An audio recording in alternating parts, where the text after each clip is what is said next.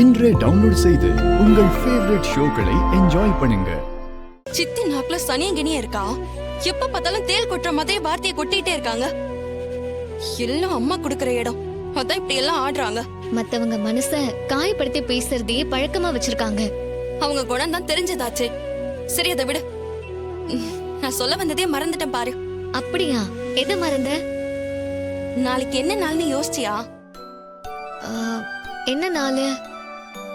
நல்லா யோசிச்சு பாரு.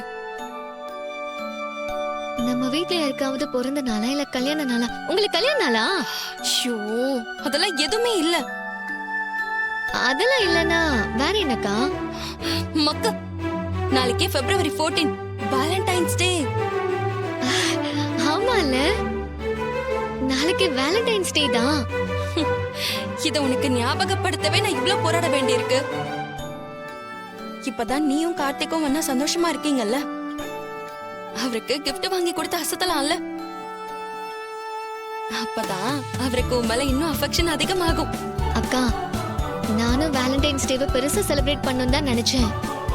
ஆனா சித்தி பிரச்சனையில எல்லாத்தையும் மறந்துட்டேன். நல்லா மறந்து போ, அந்த சித்திய விடு. அவருக்கு என்ன gift வாங்கி கொடுத்து அசத்தலான்னு யோசிச்சு பண்ணு.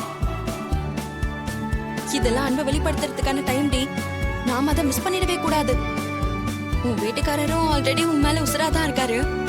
இருந்தாலும் அவர் மேல நீ எவ்வளவு லவ்வோட இருக்கேன்னு காட்ட வேண்டாமா? அத காட்ட நல்ல கிஃப்டா, மறக்க முடியாத கிஃப்டா வாங்கி கொடு. சரிக்கா.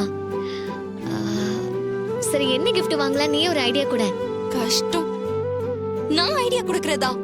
என்னடி இப்படி இருக்க?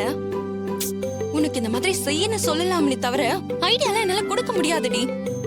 நீ தான் என்ன கொடுக்கணும்னு யோசிச்சு முடிவெடுக்கணும்.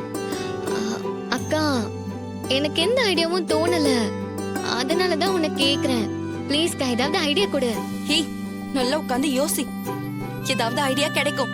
நான் வரேன்.